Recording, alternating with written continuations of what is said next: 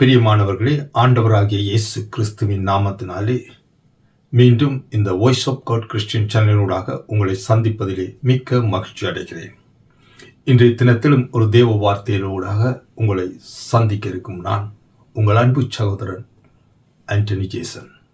இந்த தேவ செய்திக்கு ஆதாரமாக ஒரு வார்த்தையை நாங்கள் வாசித்து இந்த தேவ செய்தியை தொடர்வோம். ஏசாயாவின் புஸ்தகம் 55வது அதிகாரம் 6வது வசனத்தை நாங்கள் எடுத்து வாசிப்போம். கர்த்தரை கண்டறியத்தக்க சமயத்தில் அவரை தேடுங்கள், அவர் சமீபமாய் இருக்கையிலே அவரை நோக்கி கூப்பிடுங்கள். இந்த வார்த்தை சொல்லுகிறது, கர்த்தரை கண்டறியத்தக்க சமயத்தில் அவரை தேடுங்கள், அவர் சமீபமாய் இருக்கையிலே அவரை நோக்கி கூப்பிடுங்கள். அருமையான தேவஜனமே, நாங்கள் ஏன் தேவனை தேடி வருகிறோம்? நாங்கள் ஏன் தெய்வத்தை தேடி வருகிறோம்? ஏன் நாங்கள் சபையை தேடி வருகிறோம்? ஏன் தேவனுடைய காரியத்தை கேட்க நாங்கள் வருகிறோம் என்று சொன்னால், அவரை கண்டறியத்தக்க சமயத்திலே அவரை தேடுங்கள் என்று சொல்லப்படுகிறது. நாங்கள் தேவனை தேட வேண்டும், அவரை கூப்பிட வேண்டும். அருமையான தேவஜனமே, கர்த்தரை கண்டறியத்தக்க சமயத்தில் அவரை தேடுங்கள், அவர் சமீபமாய் இருக்கையிலே அவரை நோக்கி கூப்பிடுங்கள் என்று சொல்கிறது. தேவன் நம்மோட கிட்ட இருக்கிற போதே அவரை நோக்கி கூப்பிடணும். அருமையான தேவஜனமே, இதற்காகத்தான் நாங்கள் தேவனை தேடி வருகிறோம். தேவனை தேட வேணும். தேவன் சமீபமாய் இருக்கையில் அவரை கண்டறியத்தக்க சமயத்திலே அவரை நோக்கி கூப்பிட வேணும். நாங்கள் கிறிஸ்தவர்களாய் இருக்கிறோம், தேவ சமூகத்துக்கு வருகிறோம், தேவனுடைய ஆலயத்துக்கு வருகிறோம். ஏன் வருகிறோம் என்று சொன்னால், அவரை தேடி வருகிறோம், தெய்வத்தை தேடி வருகிறோம், அவரை கூப்பிட்டு அவரோட பேசும்படியாக வருகிறோம். நம்முடைய வாழ்க்கையில் இது மிகவும் முக்கியமான ஒரு காரியம். அப்படி நாங்கள் செய்வோம். அவரை தேடுகிறவருக்கு ஒரு நன்மையும் குறைபடாது என்று வேதம் சொல்கிறது. அவரை கூப்பிடும் போது எங்களுடைய சத்தத்துக்கு அவர் செவி கொடுக்கிறார் என்று வேதம் சொல்லுகிறது. தேவனிடத்திலே கேட்டு காரியங்களை பெற்றுக்கொள்ள தான் நாங்கள் தேவனிடத்திலே வருகிறோம், தேவனை தேடுகிறோம். அவரை கண்டடையும்படியாக, அவரை கண்டால் நம்முடைய வாழ்க்கை செழிப்பாகும். அவரை காணும் போது நம்முடைய வாழ்க்கையிலே எல்லா காரியங்களும் வெளிச்சத்துக்கு வரும். ஹல்லேலூயா. கர்த்தரை கண்டடைய சமயத்திலே தேடுங்கள், அவர் சமீபமாய் இருக்கிற போதே அவரை நோக்கி கூப்பிடுங்கள். ஹல்லேலூயா. உன் வாழ்க்கையில் அப்போது உம்முடைய வாழ்க்கையில ஆபத்துக்கள் வரும்போது தேவனை கூப்பிட வேணும், தெய்வத்தை தேட வேணும். அவர் சமீபமாய் இருக்கிற போது, எந்த பிரச்சனையில் எவ்வளவு நெருக்கங்கள் நம்முடைய வாழ்க்கையில வருகிற போது தேவனை கூப்பிட வேணும். ஆண்டவரே என்னை ரட்சியும், ஆண்டவரே எங்களை நடத்தும், ஆண்டவரே இந்த இக்கட்டில் எங்களை விடுதலையாக்கும், ஆண்டவரே எங்களுக்கு உதவி செய்யும், ஆண்டவரே என்னை பலவீனத்தை போக்கும், ஆண்டவரே என்னை பரிசுத்தமாய் வாழ எனக்கு உதவி செய்யும் என்று ஆண்டவரை கூப்பிட வேணும். தேவனை கூப்பிடும்படியாக, தேவனோட பேசும்படியாக, தேவனை தேடும்படியாகத்தான் நாங்கள் சபைக்கு வருகிறோம். தேவ ஜனங்களாய் கூடி சேர்ந்து தேவனை கூப்பிடுகிறோம், தேவனோட பேசுகிறோம், தேவனுடைய வார்த்தையை கேட்கிறோம். ஏன்னு சொன்னா எங்களோட வாழ்க்கை கட்டப்படும்படியாக நன்மைகளை தேடி தேவனை தேடி வருகிறோம். ஹல்லேலூயா. எரேமியாவின் புஸ்தகம் 29வது அதிகாரம் 13-14 நாங்கள் வாசிக்கிறோம். எரேமியாவின் புஸ்தகம் 29:13-14. உங்கள் முழு இருதயத்தோடும் தேடினீர்களானால் என்னை தேடுகையில் கண்டுபிடிப்பீர்கள். நாங்கள் தேவனை தேடி வருகிறோம். எப்படி தேவனை கண்டுபிடிக்கிறது, எப்படி தேட வேணும் என்று சொல்லி இந்த வார்த்தை தெளிவாய் சொல்லுகிறது. தேவனை தேடி வருகிற அருமையான தேவஜனமே, தேவனை கூப்பிட இந்த இடத்துக்கு வருகிற அருமையான தேவஜனமே, சபையை தேடி வருகிற ஜனமே, நீங்கள் எப்படி தேவனை தேட வேணும் என்று சொல்லி இந்த வார்த்தை சொல்லுகிறது.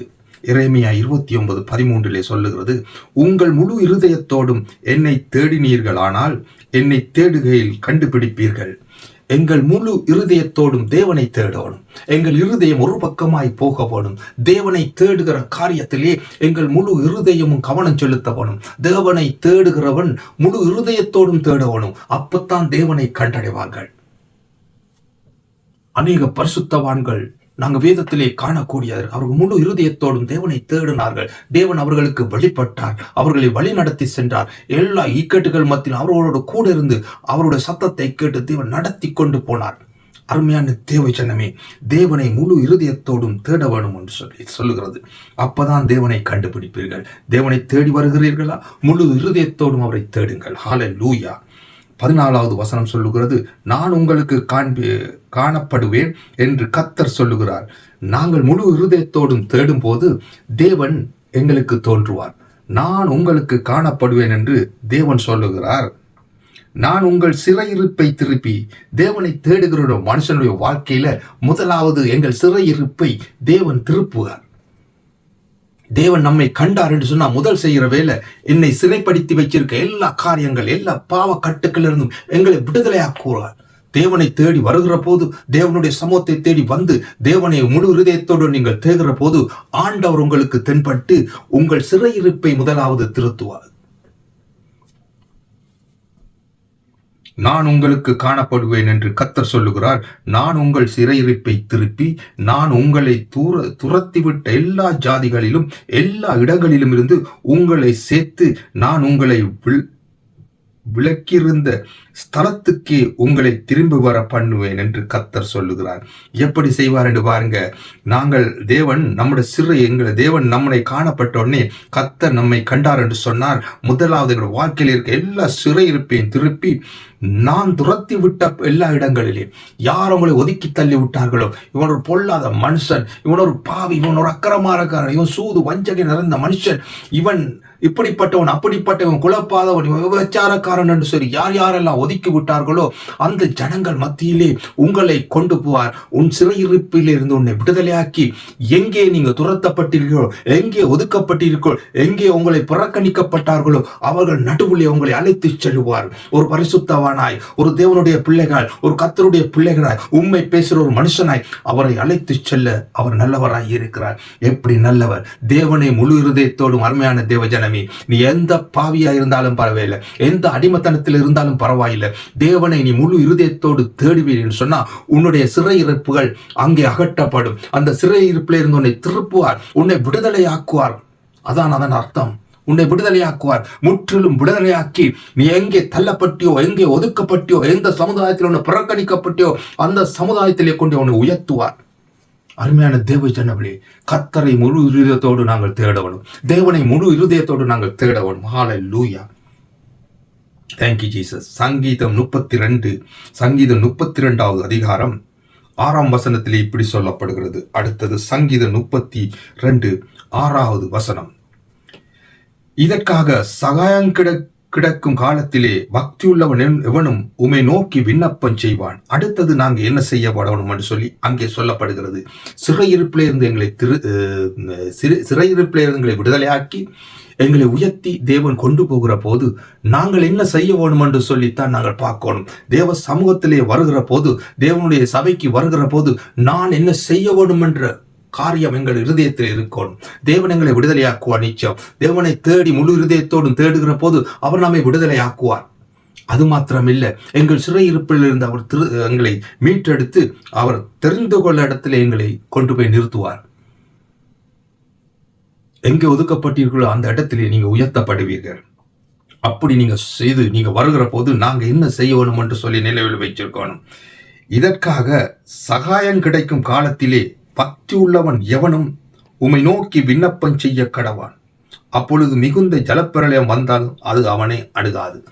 எந்த பிரச்சனையில் மத்தியிலிருந்து உங்களை விடுதலை ஆக்கி கொண்டது நீங்க ஒரு பக்தி உள்ளவன், தேவனுடைய பிள்ளை, தேவனுடைய காரியங்கள் எந்த விஷயத்திலும் விண்ணப்பம் செய்ய வேணும். அடுத்ததா நாங்க பக்தி உள்ள எவனும் தேவனை நோக்கி, உம்மை நோக்கி விண்ணப்பம் செய்ய வேணும்.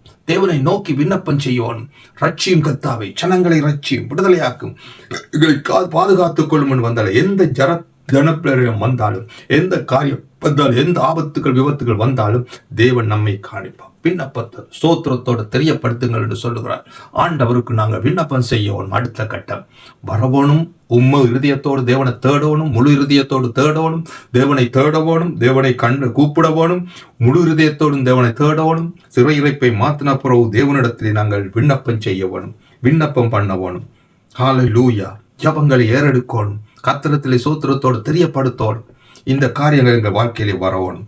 யாத்ராகம் 14:20 சொல்லுகிறது, அது எகிப்தியரின் சேனைகளும் இஸ்ரவேலின் சேனை. உங்களுக்கு தெரியும் நல்லா, யாத்ராகம அந்த புத்தகத்திலே அங்கே மோசே இஸ்ரவேல் ஜனங்கள் எகிப்தில் அடிப்பப்பட்ட ஜனங்களை சிறையிருப்பிலே இருந்து மீட்டெடுத்து தேவன் சொன்ன பிரகாரமாக மீட்டெடுத்து அவர்களை அழைத்து வருகிற போது அவர்களுக்கு பிரச்சனை வந்தது, அவர்களுக்கு ஆபத்து வந்தது, அவர்களுக்கு தடைகள் வந்தது. அவருடைய பயணத்திலே தடையை கொண்டு வர்ற பார்வோன் அங்கே தடைகளை கொண்டு வந்தான். பார்வோடைய சேனைகள் அங்கே வந்தது.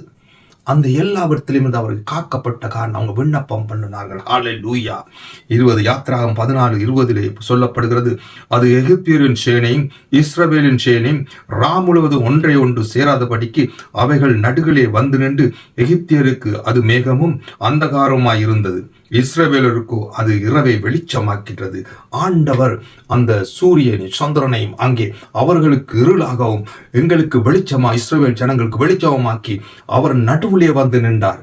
எப்போது விண்ணப்பம் பண்ணுகிறீர்களோ, எப்போது ஆபத்து நேரத்தில் என்னை நோக்கி கூப்பிட்டு விண்ணப்பம் செய்கிறீர்களோ, உங்கள் நடுவிலே ஆண்டவர் வந்து நிற்பார்.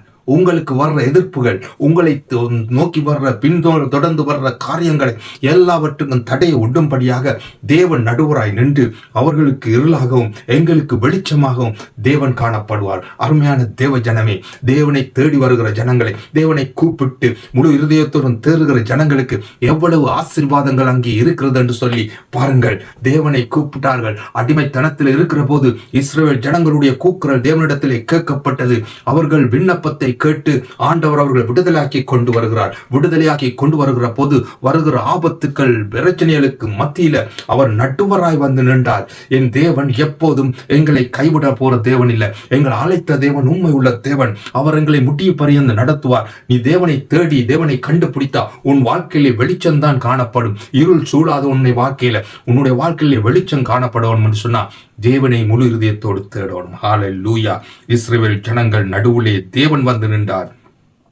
எகிப்தியருக்கு அது மேகமும் அந்தகாரமாயிருந்தது, இஸ்ரவேலுக்கு அது இரவை வெளிச்சமாக்கிற்று. இரவை வெளிச்சமாக்குவார் தேவன். நம்முடைய இருள் நீங்கி போகும். தேவனை தேடி கண்டுபிடித்து முழு இருதயத்தோடு அவரை தேடுகிற போது நம்முடைய வாழ்க்கையிலே வெளிச்சம் உண்டாகிறது. ஹல்லேலூயா. அதே அதிகாரம் 14:21 சொல்லப்படுகிறது. யாத்ராகமம் 16:21 சொல்லப்படுது, மோசே தன் கையை சமுத்திரத்தின் மேல் நீட்டினான்.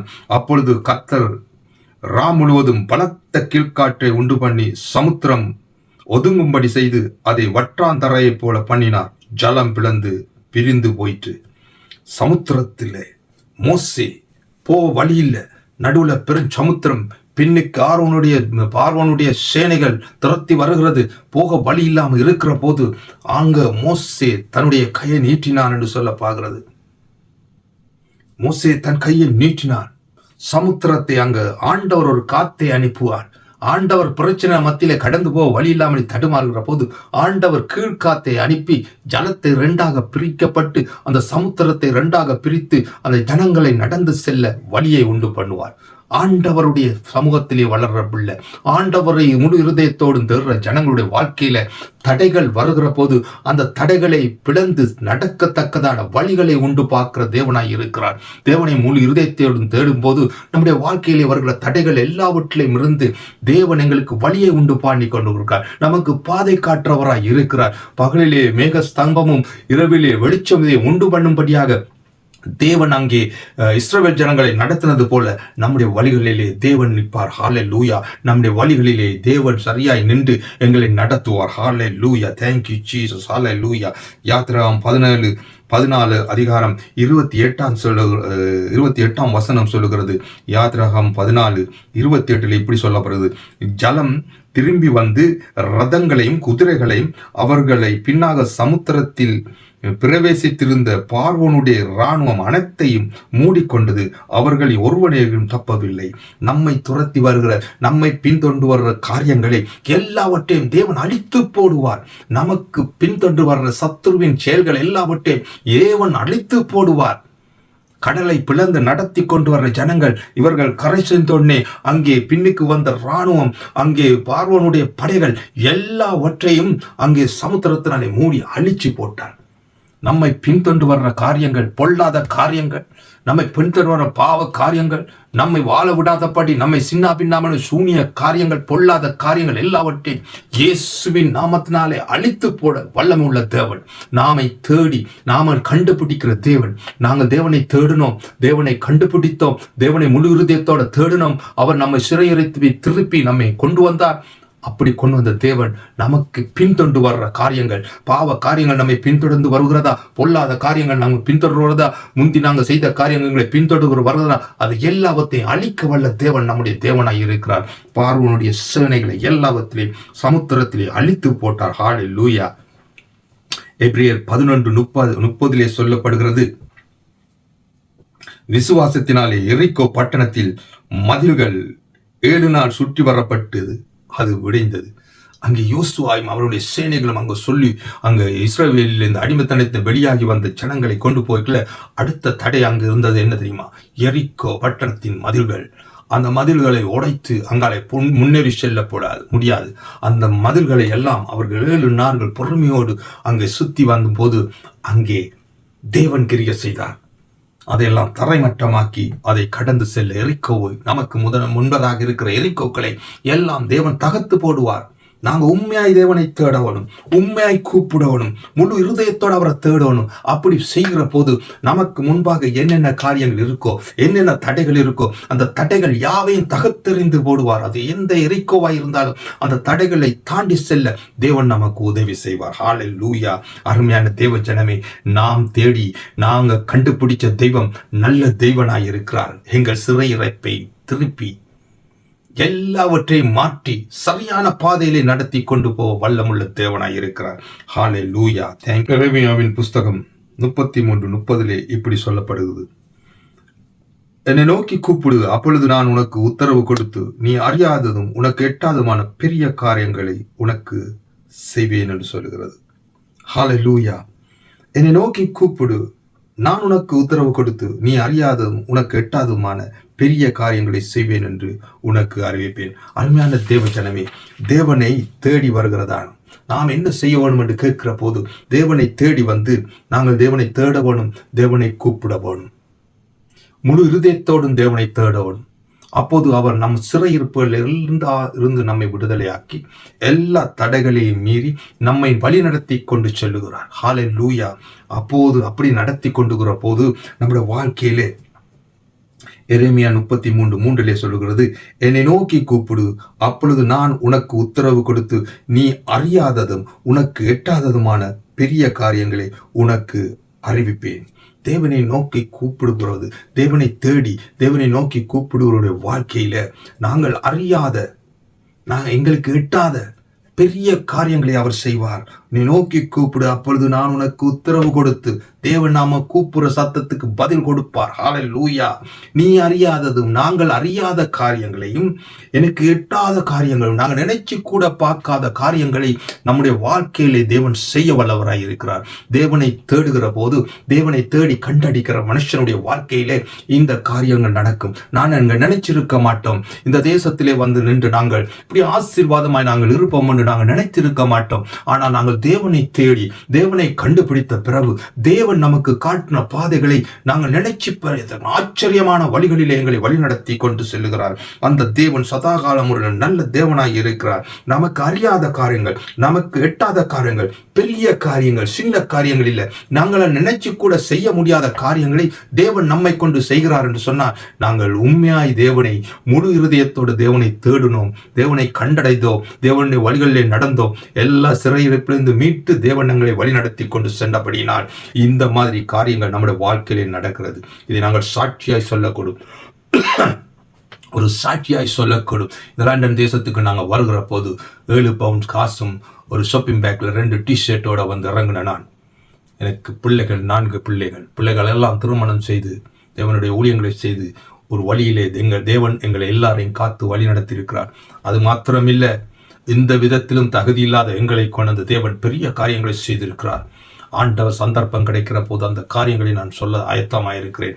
தேவன் நாங்கள் நினைத்து பார்க்காத காரியங்கள், எங்களுக்கு 7 பவுனோட வந்த எங்களை கொண்டு வந்து இன்று பல லட்சங்களுக்கு காரியங்களை செய்யத்தக்கிறார். தேவன் எங்களை மாற்றி வைச்சிருக்கிறார். இந்த 65 வயசுலேயும் கர்த்தர் நம்மளை கொண்டு செய்கிற காரியங்களை, நாங்கள் எதிர்பாராத காரியங்கள், விசேஷமாய் நாங்களுக்கு எட்டாத காரியங்கள், இந்த தேவனுடைய வார்த்தையை தியானிக்க தேவன் எங்களுக்கு கிருபை செய்திருக்கிறார். ஆண்டவர் நல்லவர். தேவனை தேடுகிற ஒரு மனுஷனுக்கு ஒரு நன்மையும் குறைப்படாது. கர்த்தரை கண்டடைய வேண்டிய சமயத்திலே அவரை தேடுங்கள் என்று சொல்லி அந்த வார்த்தை சொல்லுகிறது.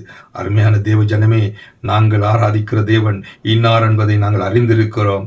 அவர் எல்லா நேரத்திலேயும் கர்த்தரை, அங்கே ஏசாயா 55:6 சொல்லப்படுது, கர்த்தரை கண்டடையத்தக்க சமயத்திலே அவரை தேடுங்கள், அவர் சமீபமாய் இருக்கிற போதே அவரை நோக்கி கூப்பிடுங்கள் என்று சொல்லி, இந்த வேளையில தேவனை கண்டடைய வேண்டிய சமயத்திலே அவரை தேடுங்கள், அவரை நோக்கி கூப்பிடுங்கள். கர்த்தர் உங்களுடைய வாழ்க்கையிலும் பெரிய காரியங்களை செய்வார். உங்களுக்காக ஒரு விஷயம் நாங்கள் ஜெபம் பண்ணுகிறோம். அன்பும் இரக்கமுள்ள நல்ல தகப்பனே ஆண்டவரே, இந்த வார்த்தையை கேட்டு கொண்டிருந்த ஒவ்வொருவருடைய வாழ்க்கையிலும் நீங்கள் நன்மை செய்யும்படியாய் ஜெபிக்கிறோம். உண்மையாய் முழு இருதயத்தோட உங்களை தேடி வருகிற பிள்ளைகள், உண்மை நோக்கி கூப்பிடுகிற பிள்ளைகளுக்கு நீ மறு உத்தரவு கொடுங்க.